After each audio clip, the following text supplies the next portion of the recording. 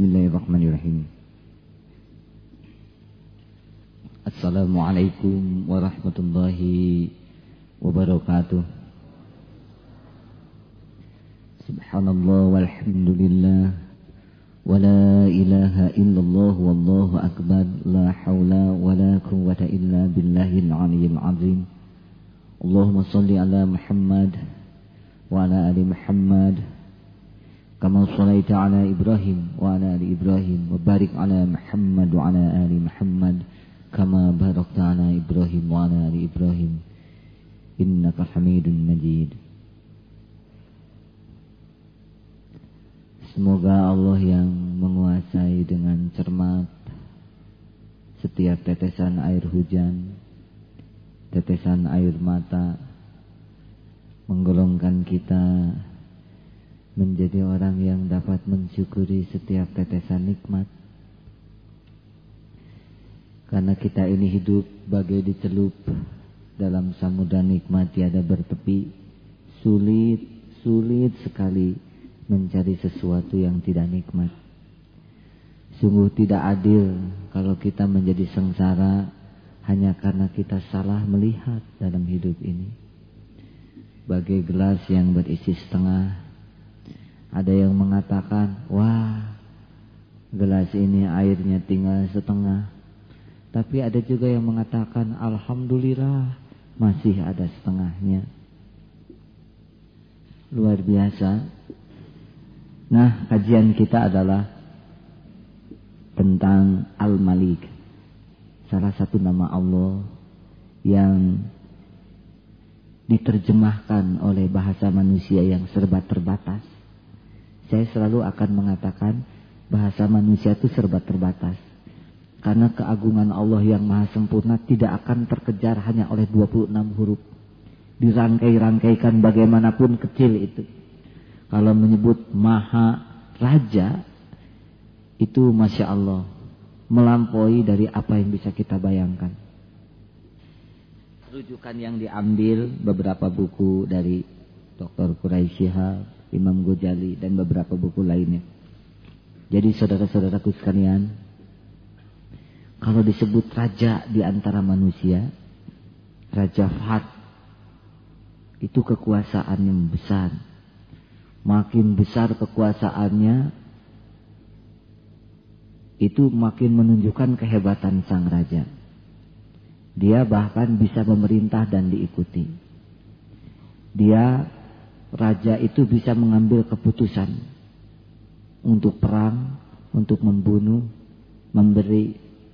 Makin tinggi kekuasaannya, maka keputusan ini makin besar. Tapi yang namanya raja manusia, ternyata dia tidak sanggup hidup sendiri.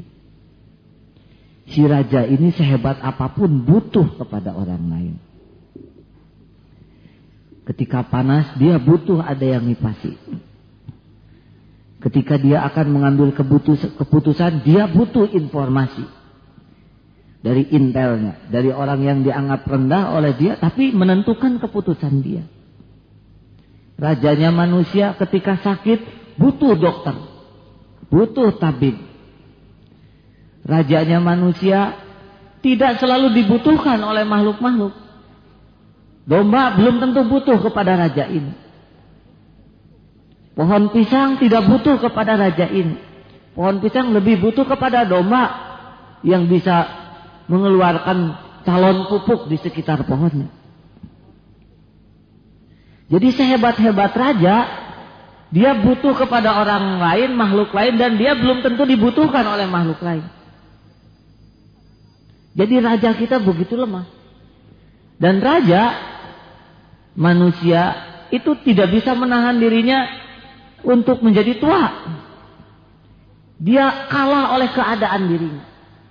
Jadi sehebat apapun raja, sebetulnya menunjukkan kelemahan dirinya. Karena dia makin butuh.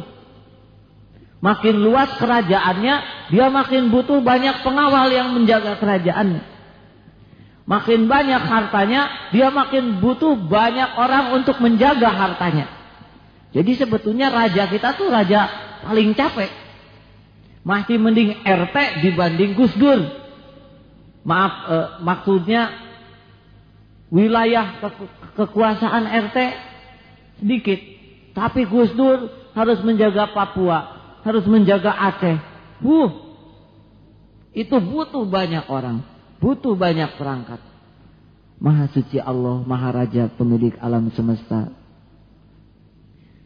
Allah Subhanahu wa ta'ala disebut Maha Raja karena dia punya kekuasaan yang mutlak bagi alam ini tanpa butuh apapun siapapun untuk mengurusnya.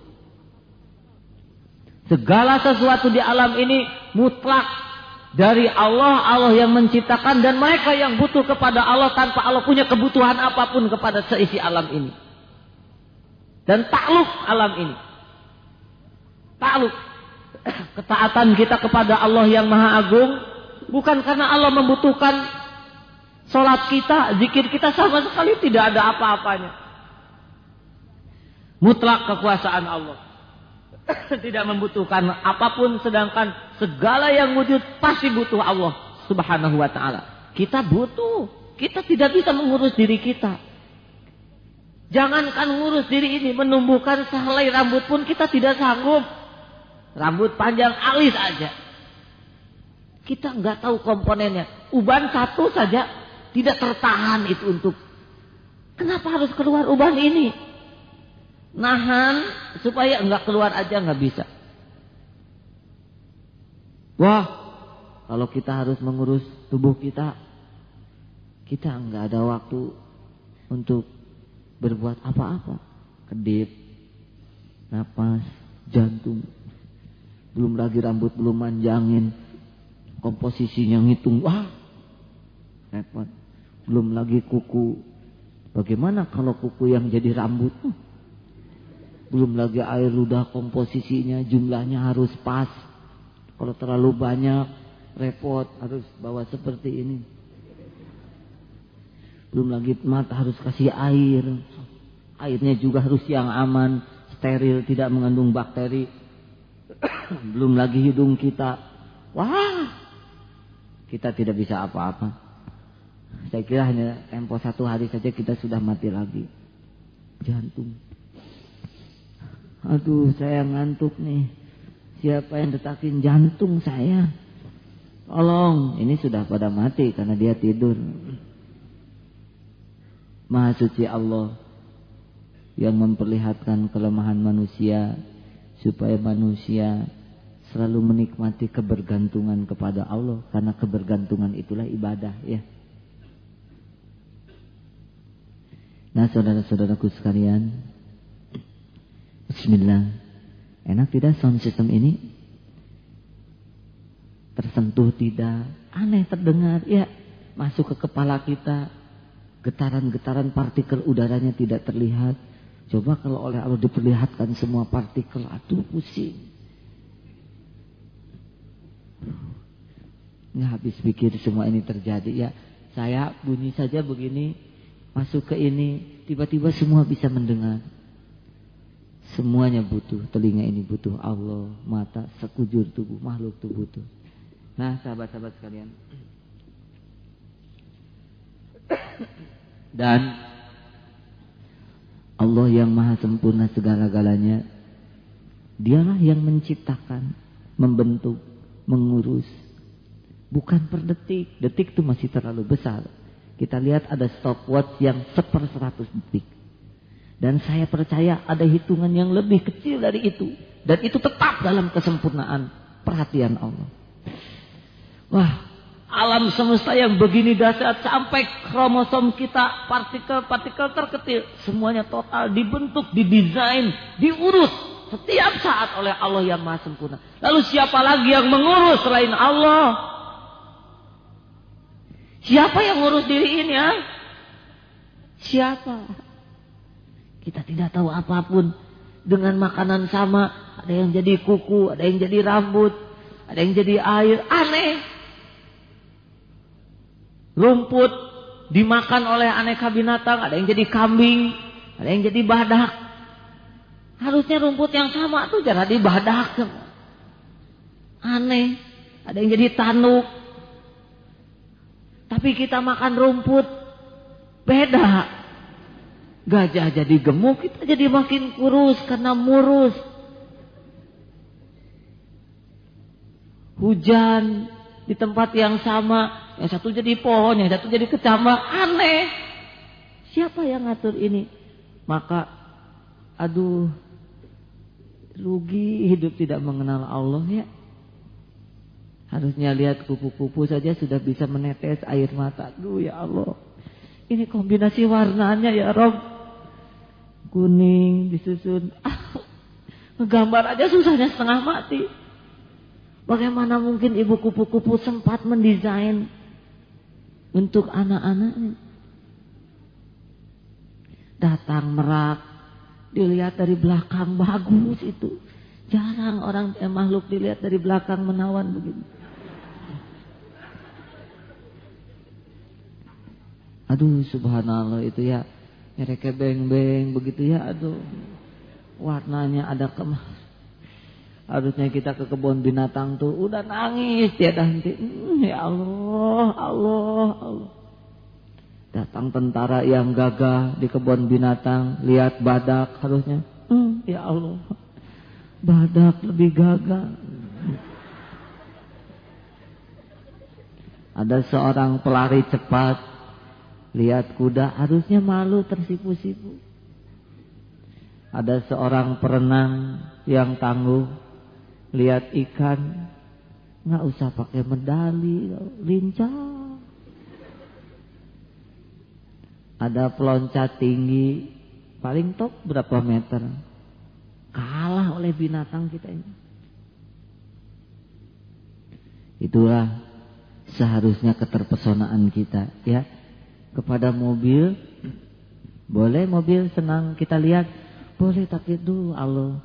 Kalau naik mobil bagus, harusnya ingat kepada Allah yang menciptakan semua ini untuk kita. Ketika duduk di jok, ya Allah, Engkau ciptakan jok kulit seperti ini, empuk.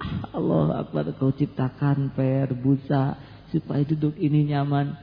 Setel AC, Allah sejuk. Duh, Engkau ciptakan udara yang pas menyenangkan. Setel sound system, Bismillahirrahmanirrahim. Aduh, cocok, sound systemnya bagus, telinganya didesain oleh Allah pas. Ketika pakai mobilnya Matic, aduh ya Allah, harusnya bukan terpesona kepada mobilnya, tapi terpesona kepada Allah yang memberikan ide kepada makhluknya supaya mobil ini enak, nyaman, AC-nya, setirnya ringan, pakai power steering. Wow, samudra zikir tiada bertepi, itu mobil bagus. Tapi tidak, kadang-kadang malah jadi ujub. Kalau nggak hati-hati, BMW buat memikat wanita, singkatannya. Maaf bagi yang punya BMW ya.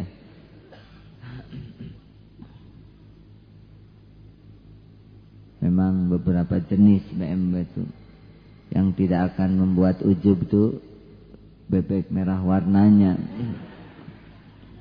Itu juga BMW. Harusnya tidak ada habis-habisnya itu.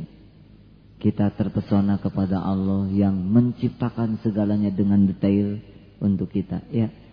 Jadi di mana kita akan sombong? Bagaimana kalau kita naik mobil jelek? Oh, tidak ada yang jelek buatan Allah. Ya.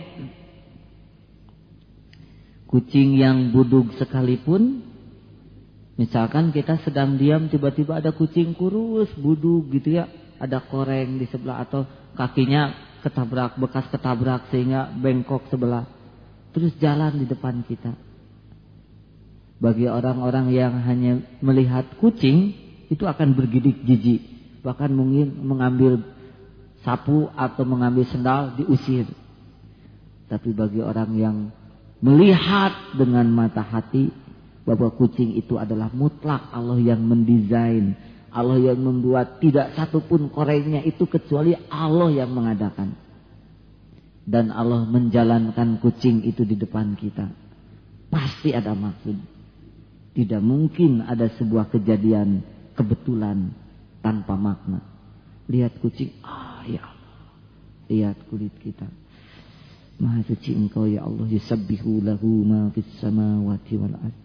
Bertasbih kepada Engkau yang di langit dan yang di bumi. Inna fi khalqis samawati wal ardh wa ikhtilafil laili wan nahari la ayatin li ulil albab.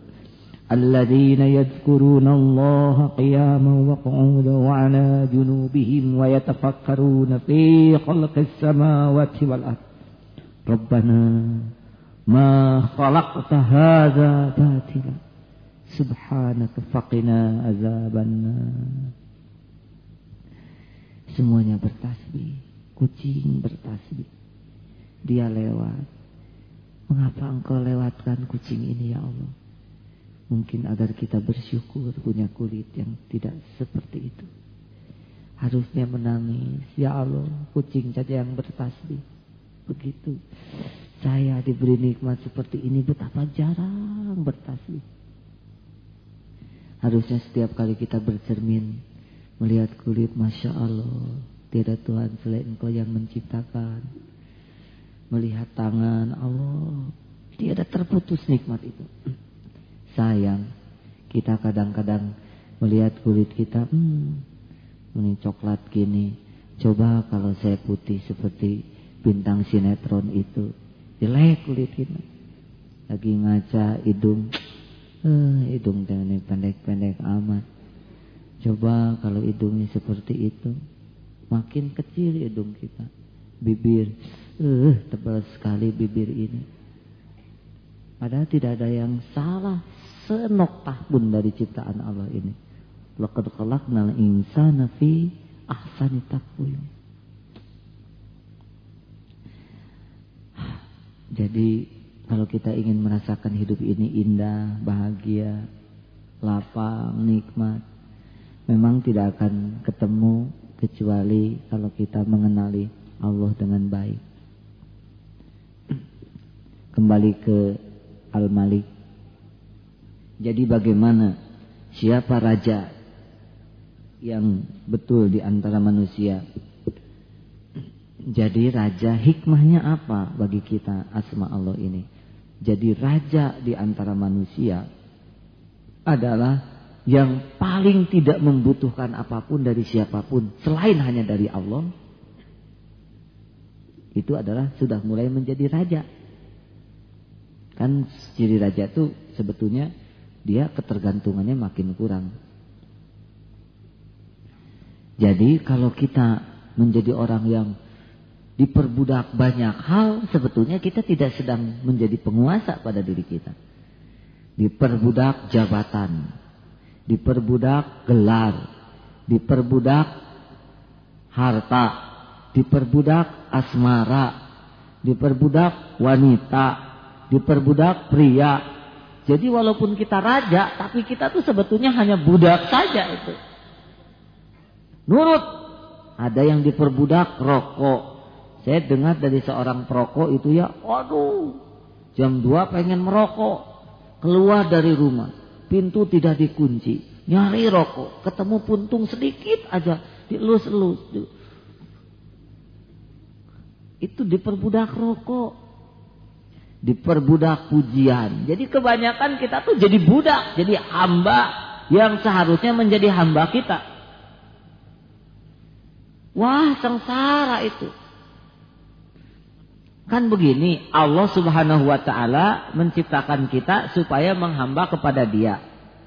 Nah, Allah menciptakan huwallazi khalaqalakum ma fil ardi jami'an. Allah ciptakan dunia berikut isinya dan segala aksesorisnya sebagai alat untuk sebagai hamba kita untuk menghamba kepada Allah. Jelas ya? Uang itu adalah budak kita dalam rangka melayani, menghamba kepada Allah. Ini sound system. Bismillah. Ini pelayan. Pelayan kita agar kita bisa menghamba kepada Allah dengan lebih efisien, efektif. Iya. Radio, TV itu adalah alat bantu semua. Nih, katun, baju, wall, alat bantu kita supaya bisa menutup aurat dalam rangka ibadah. besi, mobil, alat bantu supaya lebih efisien, efektif. Bisa ke Mekah, bisa kemana?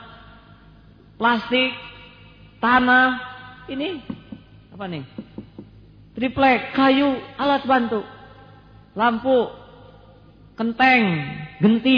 genteng maksudnya.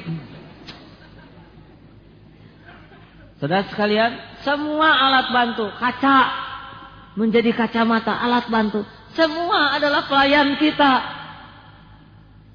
Semua dibikin termasuk domba, ucing, kuda, emek, semua entong, semua itu ya. Memang maaf ya, bahasa Sunda itu agak unik. Entong begitu, emek, karedok, itu adalah semua tetek bengek, semuanya pelayan kita.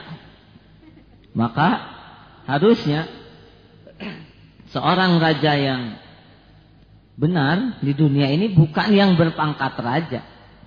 Seorang raja itu adalah yang memposisikan dunia ini jadi pelayannya dalam rangka melayani atau menghambakan diri kepada Allah. Enggak ada tuh.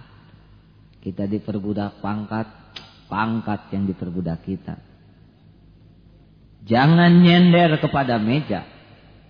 Kalau nyender kepada meja, kita bakal takut terguling kalau meja ini diambil. Butuh kita. Meja yang nyender kepada kita, ya. Meja diambil, kita nggak akan kehilangan apapun. Orang yang bergantung kepada jabatan, nyender kepada jabatan, takut diambil. Disangkanya jabatan ini yang menjamin dirinya.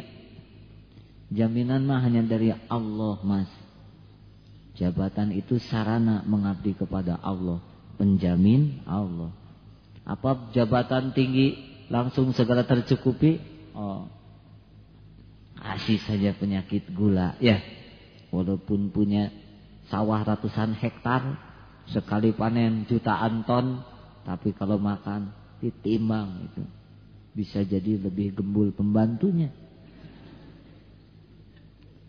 Maaf kepada yang berpenyakit gula, semoga penyakit ini menjadi kendaraan untuk dekat dengan Allah.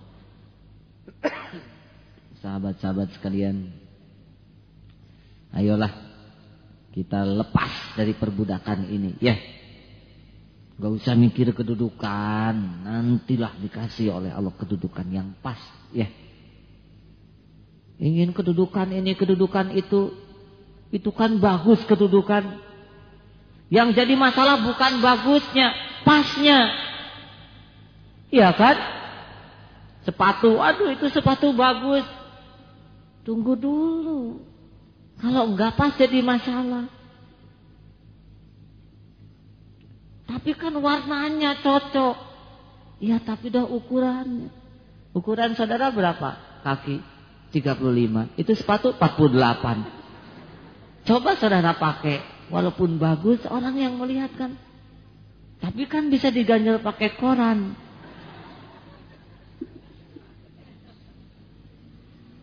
Tapi kan itu kulitnya bagus, cocok. Kaki saudara nomor 42. Sepatu itu 33. Mobil bagaimana? Dah. Mendingan ngukur diri. Jangan ingin jadi menteri lah saudara-saudara. Nggak akan ada yang ngangkat itu. Kalau saya menganjurkan, jangan ingin kedudukan jabatan. Yang penting mah ingin bisa mengendarai kendaraan yang bisa dekat dengan Allah. Ya. Jadi apa saja terserah Allah. Yang penting kendaraan mendekat kepada Allah. Itu raja. Ya. Kalau enggak diperbudak, waduh, Masya Allah. Bangsa kita ini sekarang Allah sedang ngasih nikmat besar kepada bangsa ini. Nikmat itu bernama krismon. Ya. Krisis. Banyak orang yang melihat krisis ini dari segi ekonomi. Tunggu dulu, ini Allah sekarang sedang memamerkan sesuatu yang sebetulnya tidak usah dipamer-pamerkan. Ya. Bagaimana menjungkir balikan, mengangkat turun, yang kemarin berkibar sekarang sungsek. Yang kemarin gaya pakai mobil, sekarang sembunyikan mobilnya. Alhamdulillah saya diajak teman waktu tidur di Jakarta di sebuah apartemen. Bagus, subhanallah. Harganya miliar ke atas. Ketika parkir, selalu prosedurnya kan kalau masuk ke sebuah tempat, cari jalan keluar yang paling cepat. Kalau ada bahaya, cari WC. Ya, kalau situasi darurat itu standar, prosedur standar kalau masuk kemana-mana tuh ya. Lihat situasi alternatif. Kenapa di basement ini kok rata-rata katanya miliar harganya. Tapi yang diparkir kok kijang melulu. Kebanyakan kijang. 1-2 lah bisa dihitung dengan jari mobil bagusnya. Iya kan di Jakarta mah pakai mobil bagus stres. Spion dicopot. Pintu didongkel. Kaca dimartil. Kalau pakai kijang sederhana kan aman. Masya Allah. Gitu ternyata punya yang bagus teh gak bikin tenang ya. Kalau tidak dalam kondisi yang tepat. Maka rekan-rekan sekalian, ayolah kita merdeka yuk. Walaupun negara lagi seperti ini, tapi kan barang-barang harganya meningkat. Ya gak apa-apa. Yang penting kan kebeli. Murah juga kalau enggak kebeli. Dan tidak pernah kebeli kecuali dengan Allah yang mengaruniai. Sudah. Bolehkah kita menginginkan sesuatu? Boleh. Boleh ingin punya rumah bagus? Boleh. Boleh ingin punya new ice Mercedes yang boleh. Yang tidak boleh itu disiksa oleh barang yang ada. Ya. Buat apa kita punya sesuatu kemudian kita diperbudak oleh sesuatu itu? Mobil sangat bagus, mau keluar tegang. Spion 2 juta setengah kali 2 5 juta. Kita nyewa penjaga spion. Mau parkir takut kecodet, di jalan tenang, di depan takut ketubruk. Ada yang mundur. Ada sebuah pengalaman berharga ketika diundang ke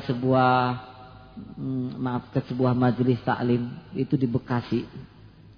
Alhamdulillah yang jemputnya ini mobilnya bagus sekali. Nah, sedang macet, ternyata pas supirnya ini agak lalai. Tiba-tiba telat ngerem, nubruk mobil yang di depannya. Tapi saya salut sekali itu kepada yang punya mobil di depan tuh. Dia hanya nengok sebentar dari spion. Udah aja, nggak ada masalah. Yang nubruk yang panik. Dan yang dilihat bukan mobil orang lain, mobil dirinya sendiri. Kenapa orang itu begitu tenang? Karena mobilnya kelihatannya sudah sangat sering itu ada. Bumper memang sudah miring dan sebagainya ya. Mantap sekali.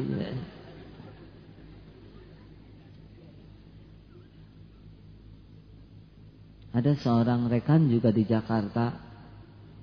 Dikenal, penghasilannya lebih dari cukup. Ketika lihat kendaraannya biasa-biasa saja. Sangat biasa-biasa. Ya, memang cukup. Padahal bisa beli yang jauh lebih bagus. Rumah biasa-biasa saja. Terus dia mengatakan, ya buat apa saya harus beli yang mahal-mahal?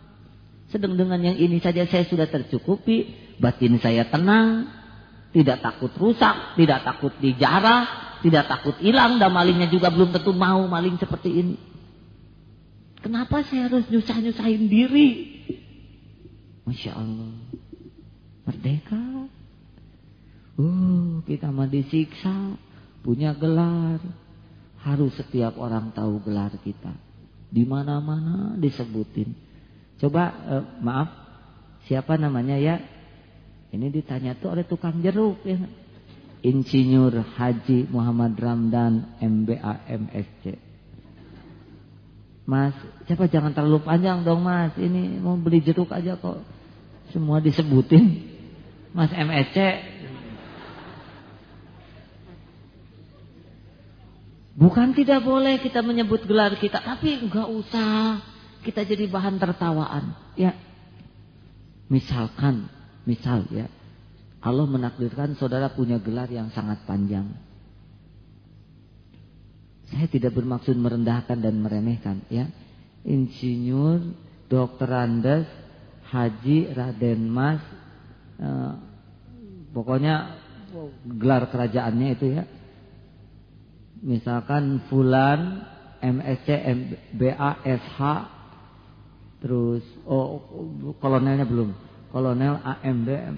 Kemudian kita besanan dengan seorang yang dari desa.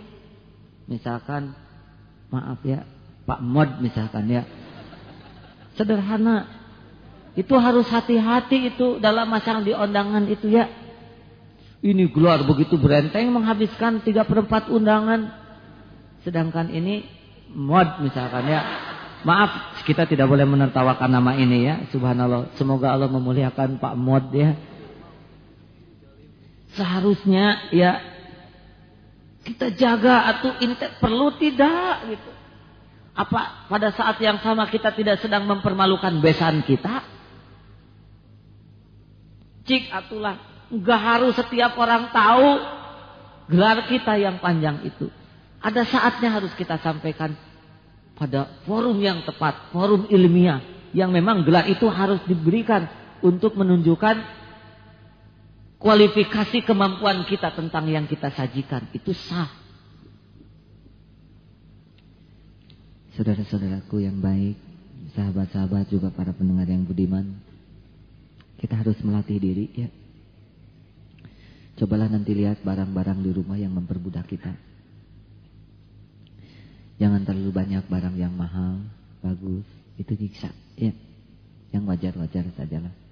Kalau beli arloji, haruskah kita beli arloji terbuat dari emas? Saya pikir yang sekarang yang 20.000 juga kecepatannya tetap sama dengan yang 2, 3 ataupun 10 juta. Nanti jadi sengsara itu punya jam terlalu bagus itu ya. Yang wajar saja. Kemudian pakaian. Kalau kita terlalu mahal, kena setrika sedikit, marahnya luar biasa. Biasa-biasa aja lah, yang wajar, proporsional. Beli mobil, jangan nyiksa diri. Walaupun di komplek kita semua orang sudah punya mobil, tidak harus kita punya mobil. Ya. Beli mobil, itu selalu ada resikonya. Oli, ganti ban, apalagi kalau pengetahuan kita terbatas tentang mobil. Dan kita beli mobil tanpa pengetahuan, mobil second, itu bisa jadi bencana berseri itu. Lebih baik naik kendaraan umum kalau memang belum begitu penting. Terkadang lebih efisien, tidak perlu ganti ban, tidak perlu ganti oli. Subhanallah. Selamat menikmati keikhlasan, berpuas-puaslah, beramal hanya karena Allah. Tidak usah ada lagi yang tahu selain cukup Allah. Walhamdulillah. Assalamualaikum warahmatullahi wabarakatuh.